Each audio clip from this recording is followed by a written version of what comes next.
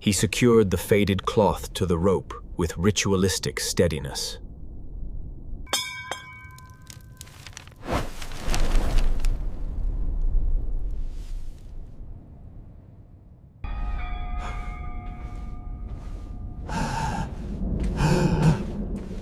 What is happening?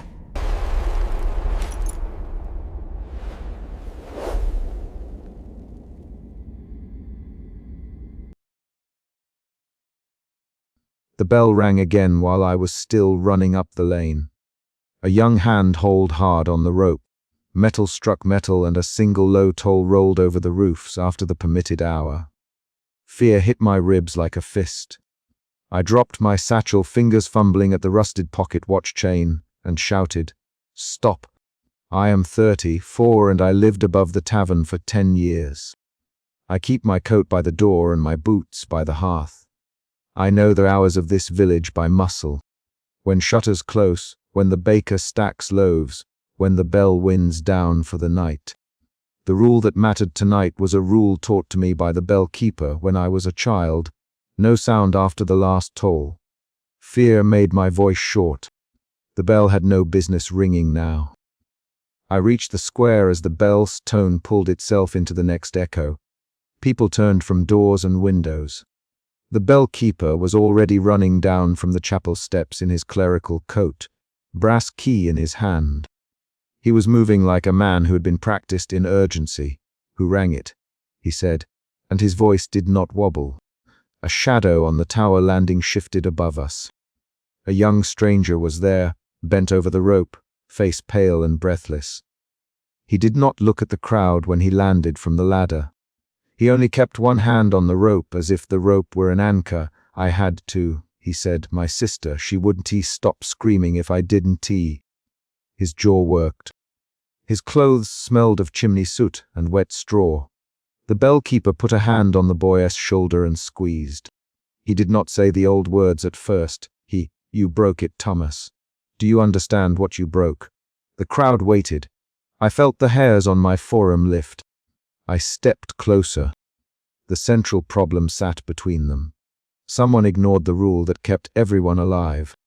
The rule's cost was visible on the elder's missing fingertip, and on the way the villagers' eyes kept darting toward dark eaves. Fear drove my actions. I moved to stand where I could see both the rope and the boy. Innkeeper Marta pushed through with a lantern, and the miller followed with his cap in hand. Marta, who brought the child here. Miller's jaw clenched, not me. I was closing the mill. I heard a bell and came out. He kept repeating it, as if saying it could wash away suspicion. Thomas blinked. She screamed from the doorway and the sound. She would not stop. The bell called to her. I thought if I rang, she might quiet. He stared at his boots. His hands were shaking. The bellkeeper's gaze landed on Miller. "You let him come through your lane, Joseph?" he asked. "You know better," Miller answered. I said I was closing. "I didn't see him go by the mill." "I didn't see." Marta cut him off. "Bring him inside." Now, she jerked the lantern toward the tavern entrance, and her motion pulled the miller and several villagers with her. A window slammed in the lane behind us, a rough wooden shutter. The sound was abrupt and immediate, a child's voice, half choked, cut off by the sudden closing. Then someone screamed once and the sound stopped, small as a struck bell. The crowd's faces shifted into something hollow. The bellkeeper's hand went to his satchel and came out with the brass key. I asked, where did the scream come from? The miller's hand found his cap and gripped its brim. "From the old Kerwin House Lane," he said. "Little Enya lived there. Her mother was at the dye vat. The shutter closed while she was at the doorstep. He stopped. An external event had just occurred. The shutter slamming was not background anymore. It had taken a child. The bellkeeper did not waste a step. He moved toward the tower base and barked, "Lock the doors. Close the square. No one goes to the lanes alone." His words were orders, not pleas. The village responded by muscle memory. Shutters were latched, doors bolted, and men and women pressed in tight rings outside thresholds. Marta slammed the tavern door and turned the key in the lock twice. I followed the bellkeeper up the tower stair. The spiral steps smelled of dust and beeswax. The stair narrowed and our boots sounded loud in the stone. He kept one hand on the wall and on the satchel strap. He moved like a man counting each motion. "You should not have rung it," he said, without looking at me. "You know the rule," I answered. "I know." I saw him pull, his sister. A hand slammed against the rope and the bell answered after 12. The sound hit the rafters and pushed the air out of my lungs. Fear tightened my grip on the stair rail, so hard the wood creaked beneath my palm. I had been running up that spiral stair when the single toll rolled across the slate roofs. The problem was immediate and simple. Someone had pulled the rope after the last permitted toll, and that one sound could wake the thing that listens. I moved in a rush. I still had rain on my coat from the lane. My pocket watch, a rusted thing I never wound, slid against my palm when I fumbled the satchel strap loose. The bell had rung once in the lane earlier. I had heard that first illegal tone as I came up. That moment from the night before sat in the back of my throat, a small, hot knot. The bell rang again while I was still running up the lane, and now I had arrived too late to stop the first echo. The memory tightened my jaw and changed what I chose to do next. I pushed the chapel door open with my shoulder. The vestibule smelled of beeswax and damp stone. The stair to the tower was narrow and smelled of old rope. My boots struck the worn steps in 3 hard beats. Each step drew me higher and closer to the toller. I could hear voices above. A young voice, sharp and foolish. Someone older trying to pull the rope back. A metallic clatter and a curse. I reached the landing and found a boy with his hands wrapped around the rope, cheeks red, eyes wide and bright from the exertion. His fingers were white from the friction. Beside him the bellkeeper grabbed the boy's forearm with a hand that had the color and texture of old leather. The bellkeeper's eyes were thin and hard. "Stop," the bellkeeper said. "You have no right." He sounded small in the high chamber, but his voice put weight into the space. The boy swung the rope again. "I wanted to hear it, I wanted," he said. His breath came in jagged bursts. He did not finish the sentence. The bell answered a single low toll that knocked dust from the rafters. Pressure split the landing. People were calling from below. Councillor Havel's voice rose in a thin panic. "They rang it!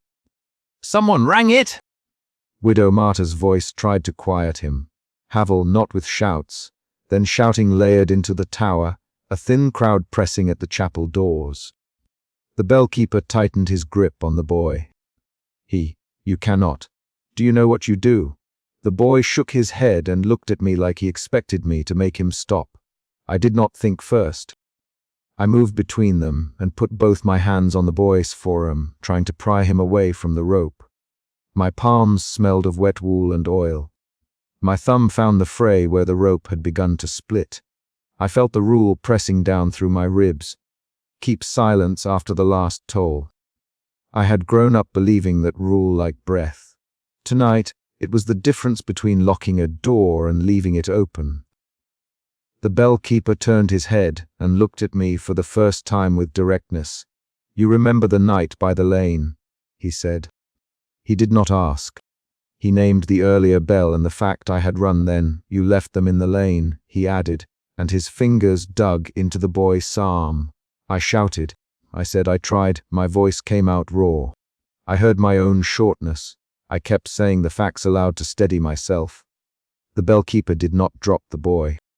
"Then you saw what it does. You know why the hour is sacred." His jaw pressed out. His knuckles had a white ring around the knuckle where a fingertip was missing.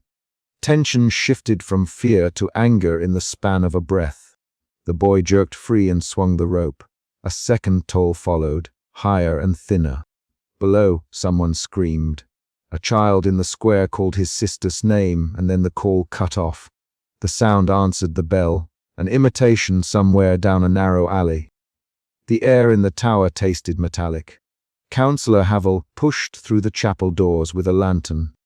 He was breathless and wild with motion. "Cut it," he ordered. "Cut the rope now." Widow Marta came behind him. hands locked like she was holding a hymn book invisible. "No," she said. "Havel, think. We can lose more than a rope." Havel breathed a question. "What would you have us do, Marta? Stand quiet while a child vanishes?" The bellkeeper's face folded into a calculation. There are patterns we told to lure it away. There are hands who can cut, and those who must answer. Which will you be?" His voice was a bone against the room. I had known the rule, but I had never seen the council decide in the moment. I could feel suspicion edge into my thoughts, suspicion that the bellkeeper measured more than the rope. I remember the missing fingertip again. I remember the way he tapped wood with 3 slow knocks. The memory changed the way I stood. It moved me toward a choice. We cannot risk more children. Havel, if the thing hears a reply, it will come by the sound, hear it like a verdict. I said, "If the thing comes because we cut the rope, then who will answer the toll?" The bellkeeper looked at me. "I will," he said, "or someone like me.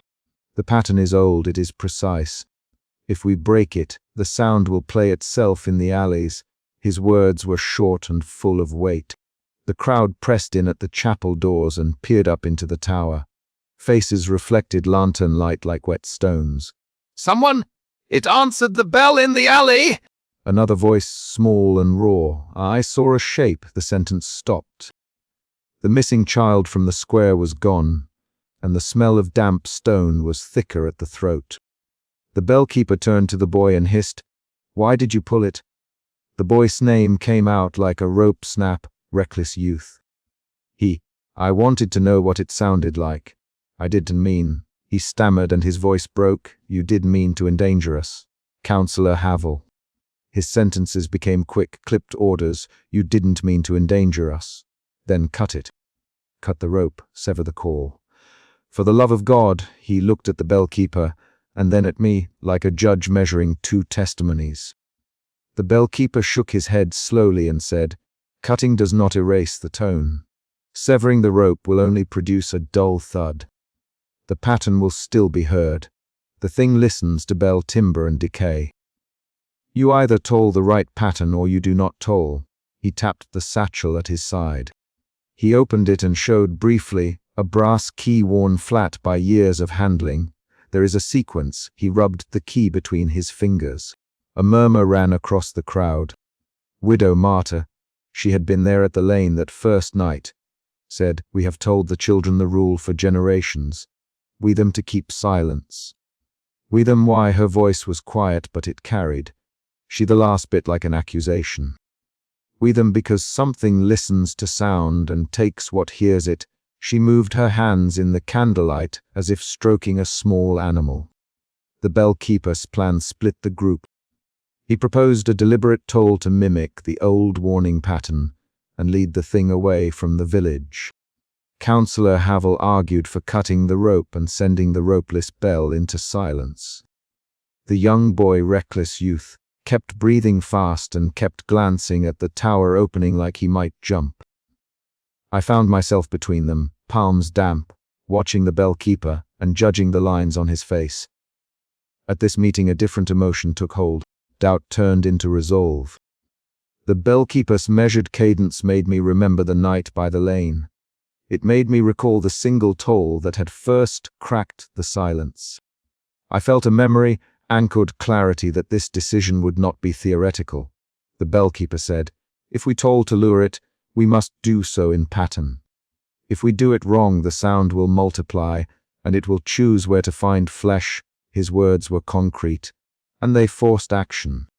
Counselor Havel stepped forward. "Who will climb?" He demanded. "Who will hold the rope and follow the pattern?" "One man cannot both toll and save us." Havel's voice became a series of short commands. "Bellkeeper, you climb. Someone else holds the rope. The boy cannot be near it.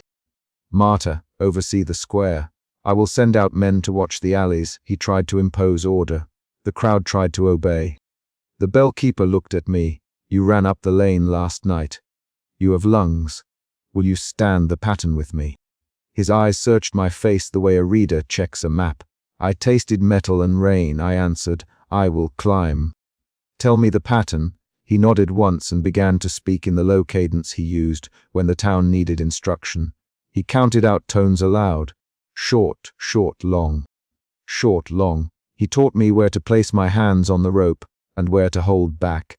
He me to let the call die between beats. I practiced on the tendril of rope and felt the fibers rasp my palm. Each instruction shifted fear again, this time into a tight, disciplined focus. My hands learned the rhythm the way feet learn to step over a loose floorboard. We worked in brief silence. I kept glancing down the stairwell where the crowd waited. Widow Marta's profile caught the lantern light. Counselor Havel clicked his tongue like a man with a headache. Reckless Youth sat on the landing, knees against his chest, hands on his face. He trembled as if cold. Then the mimic answered. A succession of bell-like clangs came from the narrow alley by the butcher's sign. The tone was not the bell itself, but something attempting to copy it. Metal scraped against metal, a clanging from a hidden courtyard, and then a voice that tried to imitate a child's laugh. A small hand in the crowd shot out, and a child who had been clutching his mother's skirt vanished into the alley sound. Pulled by something that learned how to pronounce the bell's decay. People screamed and surged toward the doorway. Counselor Havel barked orders. The bellkeeper spat. It learns from us. It mimics us to take what answers. That line reconfigured the past 3 nights in my head. The sound itself had been bait. I heard Reckless Youth say, I didn't he, and then he was gone. He had slipped from the landing and run toward the doorway. The bellkeeper's hand shot out and caught his collar. You stay, he said, forced and sharp. Havel shoved the boy back toward the stairwell and said, No one runs into an alley now. The crowd tried to form a human shield at the doors. I looked at the rope. The bellkeeper's plan required me to climb another flight to the bell chamber. I would have to carry out the pattern while someone else held the rope steady. Havel named a man from the crowd, Joran, and ordered him to stand at the rope. Joran was broad a shoemaker by trade, and he had no right to be the one chosen. He protested. I will not be the one to call it, he said. I am no bellman, Havel snapped. Then who will? The exchange turned sharp and fast. Bellkeeper, you climb. You tall, and I will watch the alleys. No, Havel! The bellkeeper answered. I alone cannot be the one who rings the final pattern and returns with hands whole. It must be shared. We do not ask one man to pay the entire cost. The argument broke into 3 quick lines back and forth as people banged on the pews and called names. A stranger stepped forward from the crowd, a man I did not know. I will help. I know the pattern my father taught me at the quarry. He sounded steady and old. Havel squinted at him suspiciously. Widow Marta muttered, Names, names. Who is he? The man spoke his name. Councilman Joran. He had a voice that held the weight of someone used to being obeyed. The bellkeeper gave him a long look and then nodded. We split the roles. Joran would hold the rope at the landing. Councilman Joran and I would ascend. The bellkeeper remained below to direct and to check the alleys. Reckless Youth was forced into an alcove with Widow Marta. The square hummed with a dozen small lights visible through the small window. The missing child's mother stood with her hands clenched until the knuckles whitened. As we climbed, I kept one hand on the stair rail and one on the rope. My muscles remembered the first night's run up the lane. I remembered the single tone that had terrified us then. I remembered how the bell's decay had reached into an open gate and taken something from the crowd. Those recollections sharpened into a directive. The pattern mattered because the creature followed the acoustic tale. We reached the bell chamber and found the bell in shadow. Moonlight slit through a thin window and picked out dust motes like tiny ships. Joran, the shoemaker, stood at the rope below with his palms ready. Councilman Joran took his station by the clapper. The bellkeeper called up instructions, counting in a dry whisper that echoed, Short, short, long, he said. Short, long. Wait for the echo to die. Then repeat. He tapped the brass key on the rail to mark each beat. My hands closed around the rope. The fibers were rough and cold. I set my shoulders. I felt a new emotion take root. Determination that sat in my jaw and steadied my arms. The bell-keeper's voice came up like a metronome. My mind narrowed to the next pull, the next pause. I pulled once short, then again short. The bell spoke and the sound cut through the chamber and spilled down into the square. Something answered from the alley. The answer was a scrape, a set of small metallic clanks and a voice that tried to imitate the bell's ring. It sounded wrong. It layered faults into the harmonic and then a child's cry. Joran below shouted, Do not look! Watch the alleys. He was listening for movement at the doorway. Councillor Havel's men banged on the chapel doors to keep people back. Widow Marta's knees trembled. The bellkeeper barked, Keep the rhythm. Do not speed up. He sounded like a man enforcing a medicine dosage. We continued the pattern. Short, short, long, short, long. The bell's tail faded each time. The answering noises shifted farther away. I felt my muscles burn. On the third repetition, a dark thing slipped into the bell chamber with us. No sound at first, only a movement at the edge of the moonlight. I saw it like a smear of coagulated shadow that carried the geometry of bell, rope coils, and the suggestion of small, bell-shaped mouths that clicked and clanged without body. I choked back the urge to shout. My chest tightened in a way that made it hard to pull. Councilman Joran hissed, Don't stop. He pulled with me, steadier than I expected. The thing, whatever it was, moved around the bell's rim like a moth around a flame pattern. It knew the pattern. It tried to mimic our pauses. It imitated clapper strikes with a cluster of sounds that made my teeth ache. Then, with the bellkeeper's soft command, we changed the sequence mid-pattern. He has to reverse a single beat and then hold a long silence afterward. The thing paused, and the silence filled the chamber like water poured into a cup. The creature tested the silence and then struck, swift and violent. It lashed with a sound that felt like wind in a narrow pipe and a hand closing too fast. Metal screeched. The bell's rim caught a hooked protrusion of something that smelled of wet iron. I felt the rope jerk as if grabbed by another hand. My fingers burned from friction. Councilman Joran cursed and let go. I braced and kept my hold. A sharp physical event happened so fast that the timeline lost its measure.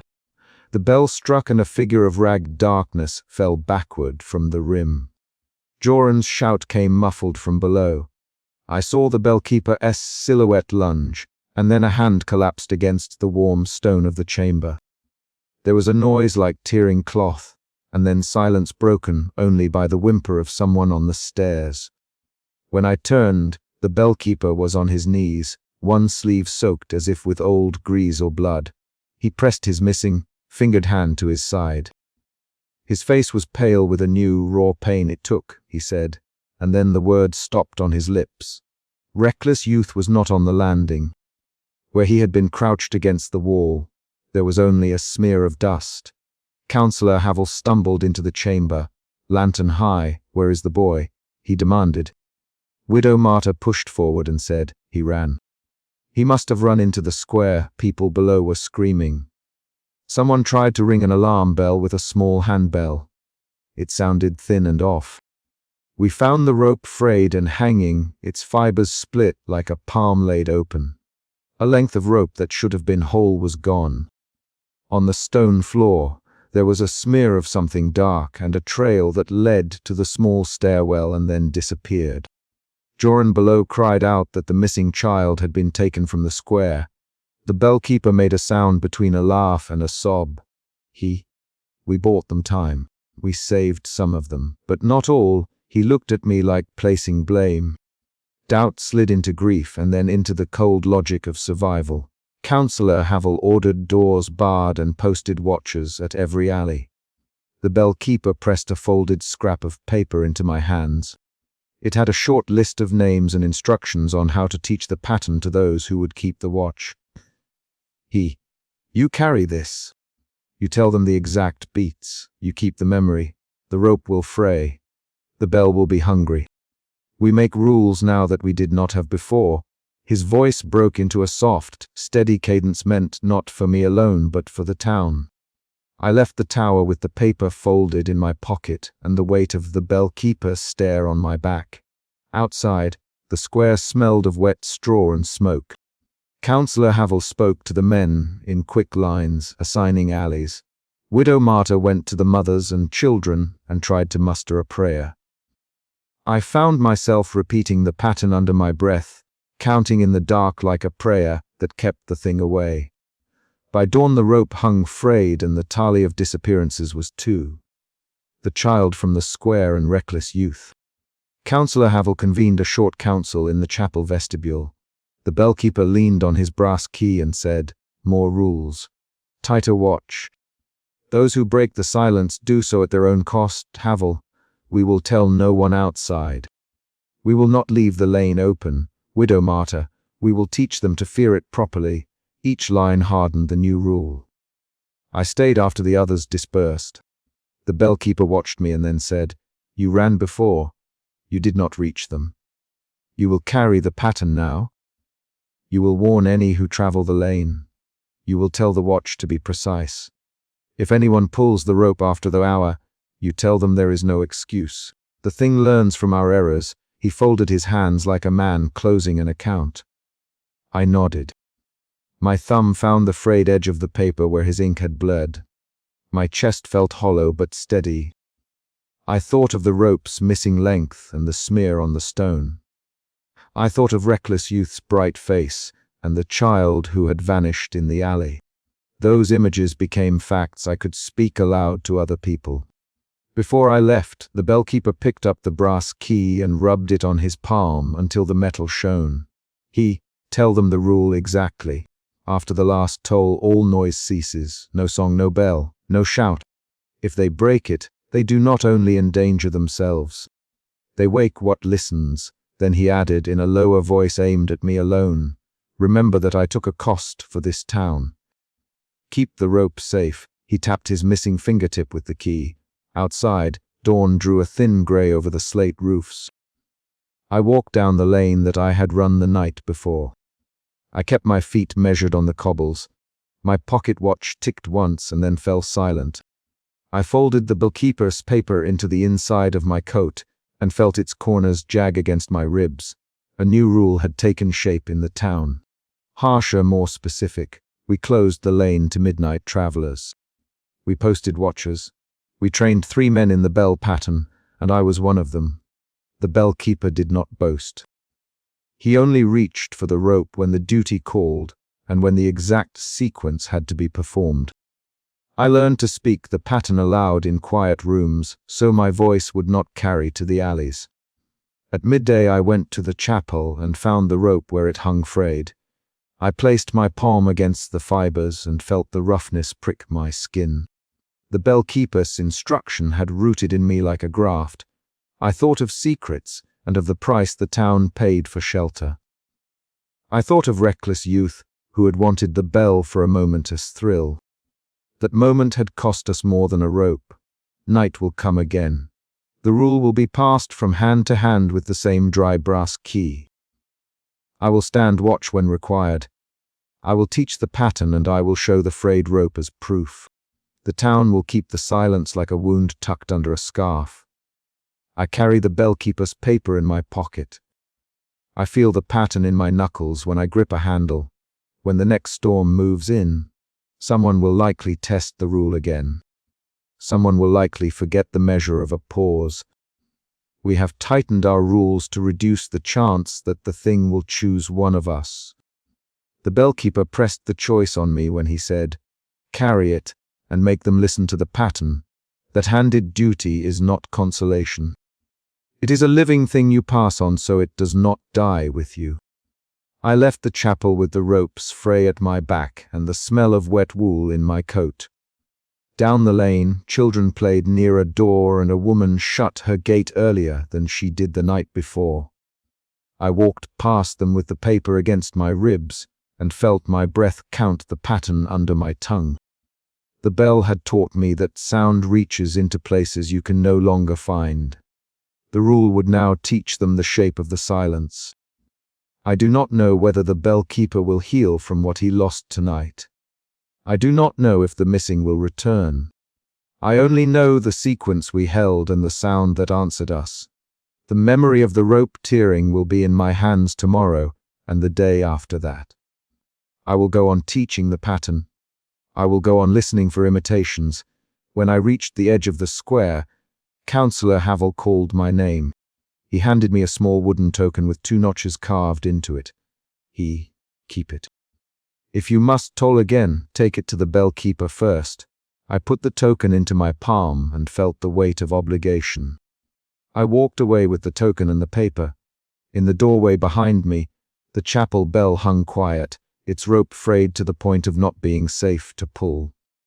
The bell-keeper remained inside, hands pressed to his side. I did not look back. I had instructions to give and fear to translate into orders. I had a sequence to teach. That would be my way to make sure the bell did not find us again. I pressed the brass key the bell-keeper had given into my palm and felt its coolness.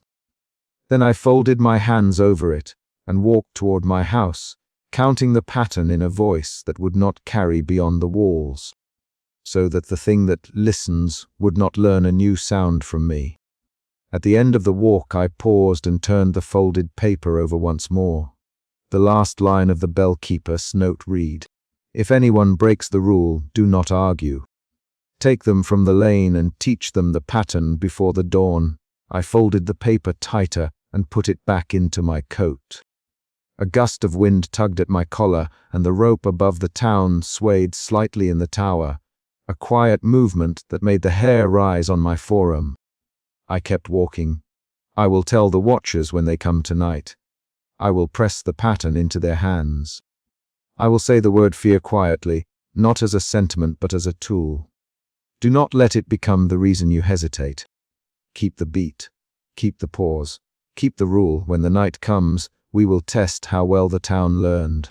A single bell toll struck the slate roofs after midnight, and I was already running toward the tower when it hit. Fear lodged in my ribs. My boots skidded on wet cobbles, and I heard my own breath loud enough to be a mistake. I dropped my satchel again, fingers fumbling at the frayed chain of my pocket, watch as the sound rolled off the roofs. The problem was immediate. Sound draws it. That is what I had always been taught, and why I was running. The bell had no right to be heard. I reached the base of the church lane as the second toll, or what people call a second, but which was only the lingering echo, died into the stone. Neighbors stood in doorways, faces lit by oil lamps, collars up against wind. Children were pulled inside by sleeves. A single hand still gripped the rope above us. The rope moved with the sway of an aftershock. I remember the exact scrape of the rope against the wooden spindle because the sound stayed with me, even after the pitch faded. I grabbed the ladder as if a ladder could stop what noise had already invited. The spiral stair chewed at my calves.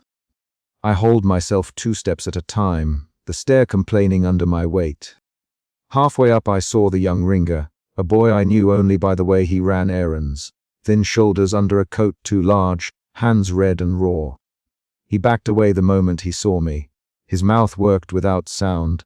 He was too young for the rule he had broken and too frightened to speak. "Stop," I said.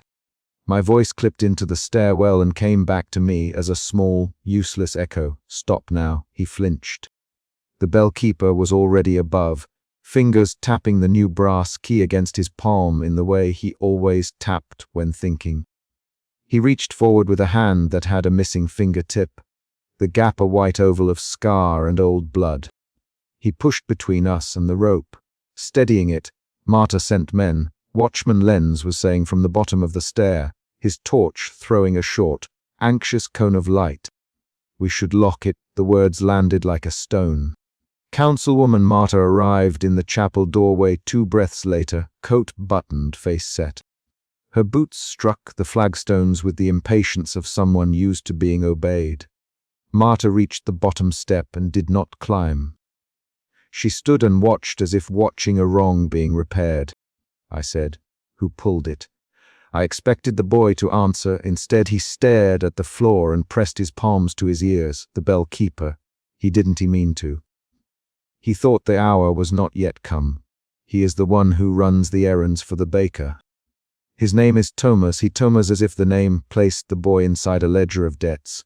Marta spoke quickly. We can leave the tower open. We seal it.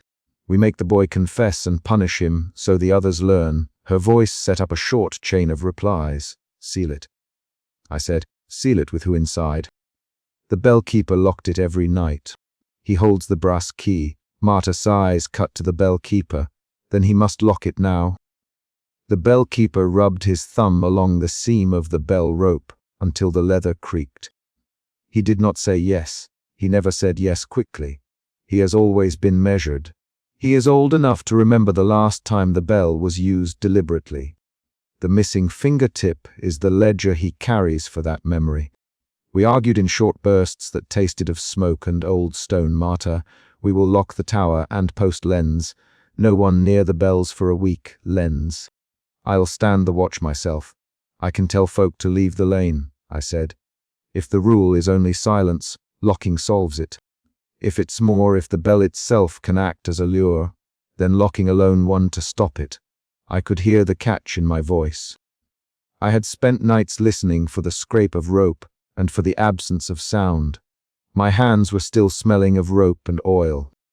Marta's mouth sharpened. Then what exactly do you propose, unnamed one? That we sacrifice someone to keep the rest. Her sentence was short and hard. I kept my hand on the stair rail and traced the grain with my thumb.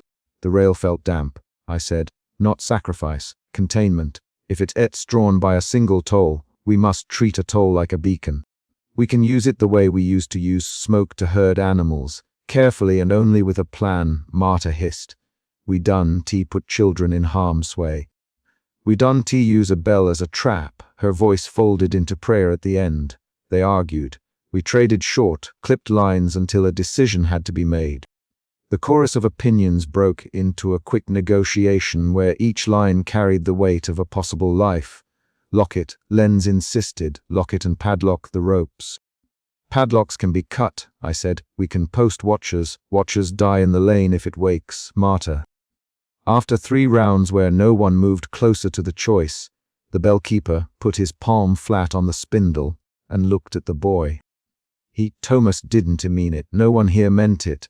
The rule is older than any of us. Thomas started to speak then, a small, broken line. He stopped. His chest lifted and fell. He could not make the sound stay. I only wanted to see the bell. I thought maybe it wasn't midnight yet. Marta's face went hard. You will be punished. There must be a punishment. The bell-keeper's voice dropped. Punishment one bring back what the bell might call. That is older than punishment. I pressed my hand to the rope and felt the thrum of the spindle like a pulse. My mouth filled with the taste of metal. The bell had a hunger in it, but not a hunger I could name. It was a mechanical, greedy sort of want that answered to sound the way seaweed answers to tide. I had thought silence alone was enough. I had built my life on that simple idea. Stop noise and you stop whatever hunts noise. Now the ledger on the elder's palm reminded me of a history I had not fully understood. We carried our argument into the vestry, because words need a ceiling. Marta slammed the door and pointed to a table. Len set down the torch and began pacing. The bellkeeper sat and opened his canvas satchel as if the satchel itself were a kind of scripture. He pulled out a scrap of cloth and a small, dark object wrapped inside. He unwrapped it with fingers that never trembled. When the cloth fell away, I saw the missing fingertip again, dried, smooth as bone, small as a coin. He placed it on the table like a ledger entry. It made no sound on the wood. This is what the bell takes if you use it to lure, he said. He tapped the fingertip with the brass key. It takes nothing that continues to breathe. It takes a portion that shows you paid the bill. Marta leaned in. You mean we have to pay? Not always. The bellkeeper, sometimes it takes a piece of rope. Sometimes it takes a time.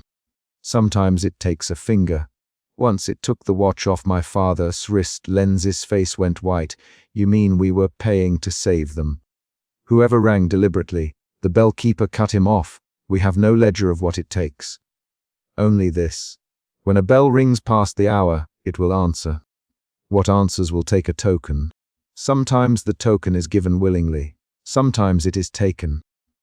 We learned this when we had to begin choosing. I said, you me in the square, that the rule was silence, that we must never tempt it. You never told me about tokens. He looked at me like a man who has carried a ledger too long. We never tell the full thing to those who do not need to know, he said. We tell the rule because the rule keeps the many from knowing the worst of it. Marta slammed the table. And who decided which life is a proper token? She stood too fast. The chair scraped on flagstone. I have decided sometimes, he said. I do not enjoy deciding. I do not sleep well afterward. But decisions are not made by councils when a bell rings and a town holds its breath. They are made in the moment. Marta's jaw worked. You cannot make that decision now. Not for us, not for Thomas. Lenz spoke up quickly, then lock the tower. Marta, seal it with the iron. Post a watch. Trust me when I say we can contain this. His voice had an edge of plea. Marta hesitated. She looked at Thomas. She looked at the bellkeeper. Then do it. Lock it tonight. We will call a meeting in the morning. The meeting dissolved into small tasks. Lenz and 2 others would padlock the door. Thomas would be taken home and kept under watch. Marta left orders for the baker's wife to not let children out after dusk for a fortnight. The bellkeeper remained in the vestry, tracing the edge of the fingertip with his thumb as if checking for a seam. We walked back up the spiral stair to make sure the lock held. The bell tower roof opened like a mouth to the stars. I could not quite tell if the night air was colder or if my skin had gone colder because of something else. I tightened my scarf. The wool felt rough against my cheek.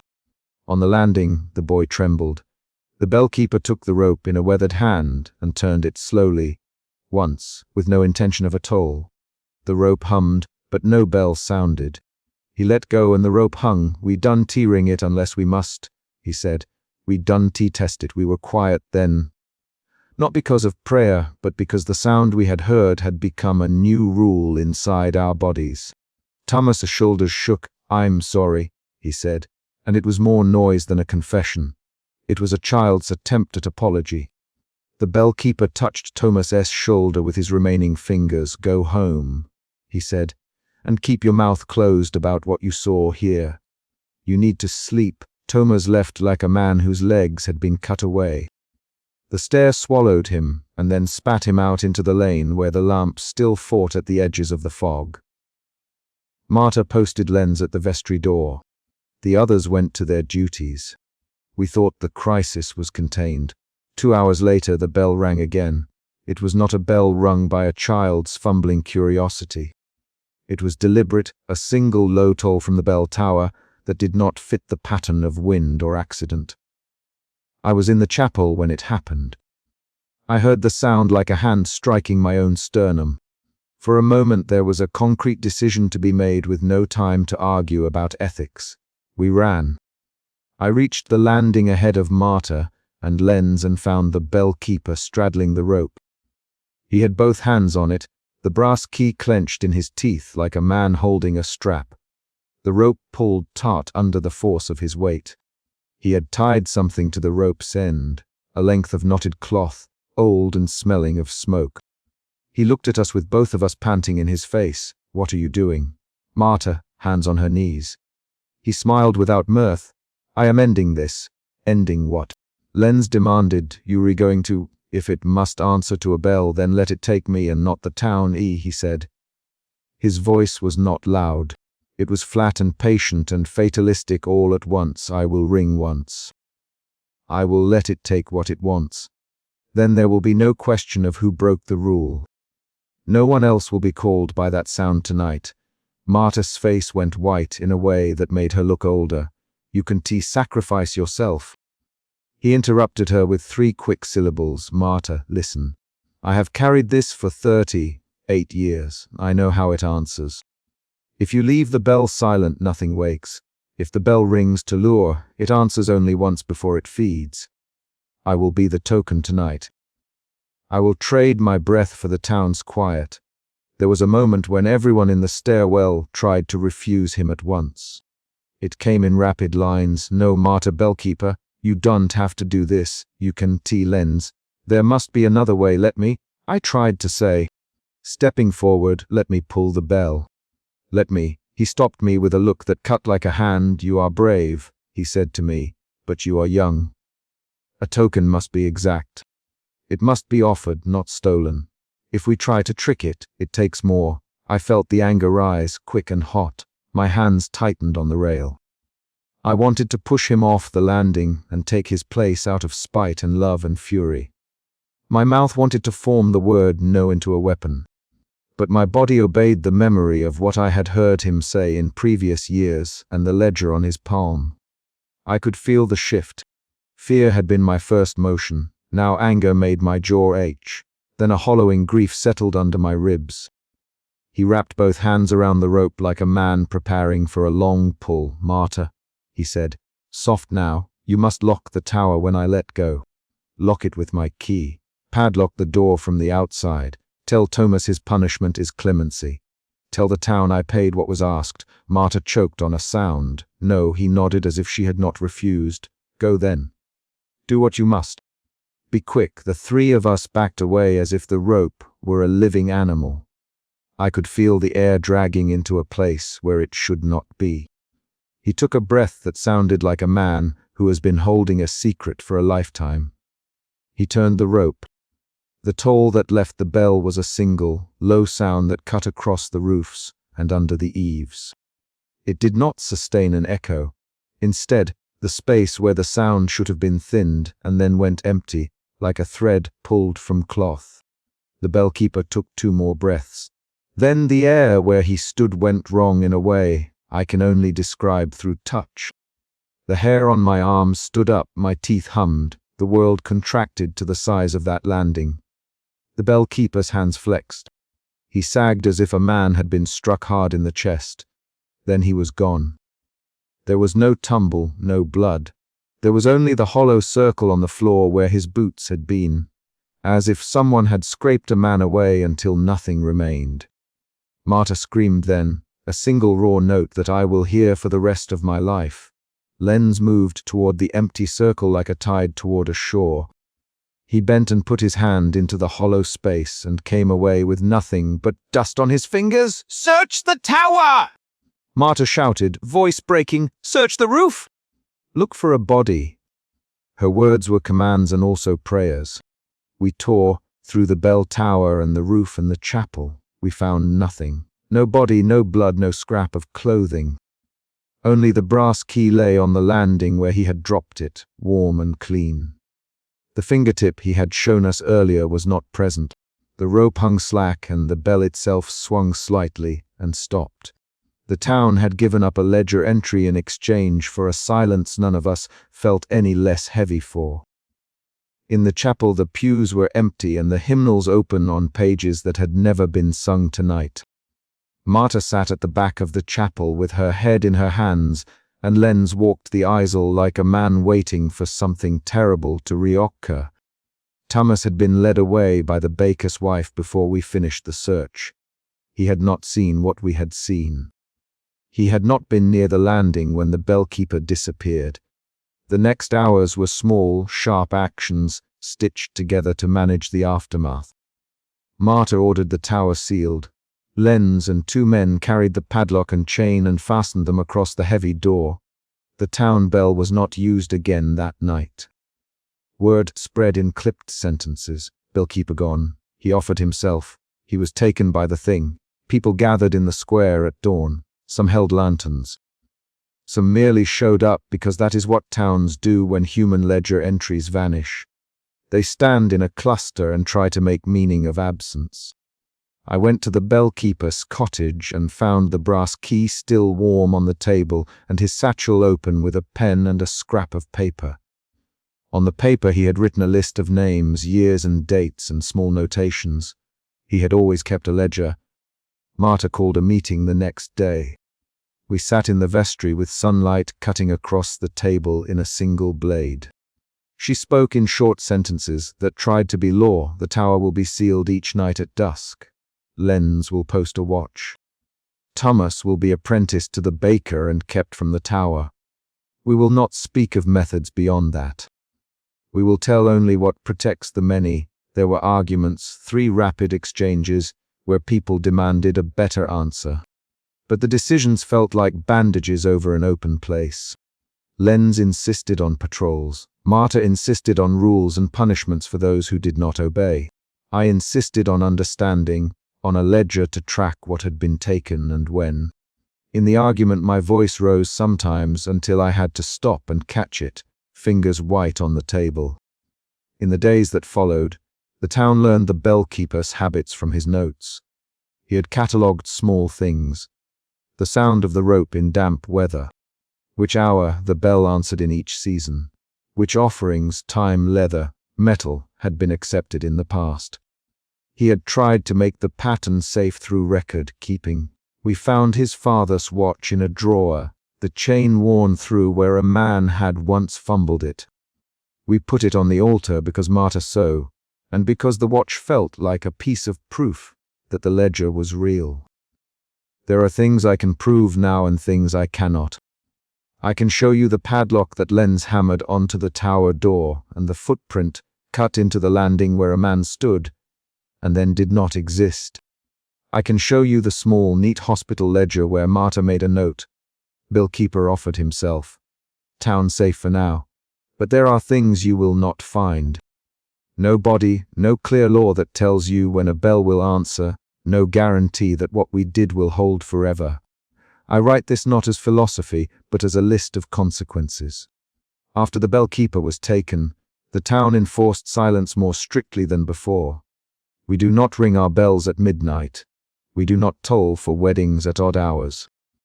We teach the children to keep to their homes when the lamps gutter. Thomas learned to avoid the lane.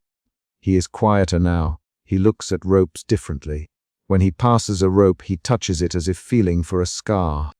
Lenz wakes me sometimes at strange hours to tell of a sound he thought he heard, and we check doors and knots together. Marta has sharpened her voice into orders that leave no room for debate. At the end of my ledger, the price and the protection sit next to each other like a bad trade. The town sleeps, and that sleep is bought with the knowledge that one man died to stop the sound from becoming an invitation. That is a concrete cost, not a parable. There is a twist you should know because it changes what I believed. I used to think the rule, silence, was enough. After the bellkeeper's ledger and his final act, I understood that silence prevents most accidents, but choice breeds the specific loss. The bellkeeper had sometimes chosen to use the bell as a trap in older years. When he did, a token had to be given. That means a bell used as bait will call something that demands a price. That is the ledger of the danger. We had been hiding our method in a rule. The rule saved the many but asked the few for accounts. Another surprise, the bellkeeper was not the only one who carried tokens. In his satchel we found notes about other men, watchmen who had taken nights at the tower, women who had rung late to mark a death, and beside those names, shorten that read like payments. Leather, watch, finger. It me that our safety had been maintained by a chain of decisions made over generations. We were not innocent. The town stitched itself back together with small, sharp stitches. A bell tower sits quiet now with a padlock and a chain. A key is locked in Marta's desk. Thomas works at the baker's, and his hands smell of duff and not rope. Lenz walks the lanes and checks the windows. I keep the bellkeeper's ledger with my other papers, because someone must remember the dates and the details. I write his ledger into mine so that if the tower is ever at risk again, there will be a record of what was lost and taken. When people ask me what happened, I used to say, he offered himself, he took the rope. The town is quiet now, but that is not the whole truth. The whole truth is messier. We chose a trade. We chose to let a man step forward because in the moment of a bell's answer, there is not time for counsel. In the moment of the bell, there is only a choice and a price. Marta will not say his name in public often, because it makes people angry and frightened, and sometimes angry and frightened people do worse things. Lenz will not take his watch off at night. Tumas will not go near the lane when the lamps gutter. I will not let a child run up a stair toward a bell. 2 weeks after the bell-keeper vanished, I walked past the tower at dawn and saw the rope hanging motionless against the sky. The padlock was new. The chain threw a rust-brown shadow on the door. A slight wind made the rope sway a hair's breadth, and the bell did not move. I felt the ledge of the town settle a little. We had paid a cost and we had our silence. The final stitch is this: rules are records and records are promises. The bellkeeper promised us a price rather than a massacre. Marta promised to keep the key and to make the town obey. Lenz promised to watch. I promised to tell this truth without dressing it in metaphors or hiding the concrete actions that bought our quiet. We will not ring bells at midnight. We will padlock the tower. We will teach our children that the rope is not a toy and that curiosity can cost blood. That night on the landing, after the bellkeeper turned the rope for the last time, I touched the brass key and felt the heat of his palm still on it. I wrapped it in the cloth he had placed it in and put it in my satchel. I will keep it locked in the ledger box with his notes. I will mark in the margin the date he paid. The town will have its silence for now. The ledger will remain. This is my survivor account. A list of actions taken and a record of what we traded to keep ourselves intact. If you live in a place with a bell tower, lock your ropes after dusk. Teach your children that curiosity has a cost. If a bell rings past the hour and someone tells you the rule is only superstition, know that superstition can be a ledger that keeps towns alive. The bellkeeper chose the ledger over the chance of losing all of us. The bell ropes remain untouched, the rule stands, the padlock hangs across the door, the key sits in my ledger box, the town goes on. The rope sways in a light that looks like morning, and the sound it once made will not be made again tonight. I do not end on comfort, I end on a small action. Marta turned the brass key twice that morning, tested the lock herself, and then handed the key to Lenz with a single order. Bury the key in the ledger chest and bring it out only when a town council decides, with 3 witnesses, to open the tower. He did as she said. The chest closed, the key went inside, and the town kept its silence. That is where this chapter ends. With a lock shutting, with a key placed behind wood, with the knowledge that the cost has been paid, but that payment does not erase the ledger as tolly. The rope hangs, the bell is quiet, the town breathes, and we wake at odd hours to check doors. The bellkeeper is gone. His name sits in my ledger. The record is concrete. The town sleeps on the price we paid. This is my account of what happened on the landing, and in the vestry, and under the bell. I write it to keep the ledger clear and to tell you the exact actions taken in the exact order. A bell rang after midnight. I ran. Tumas pulled the rope.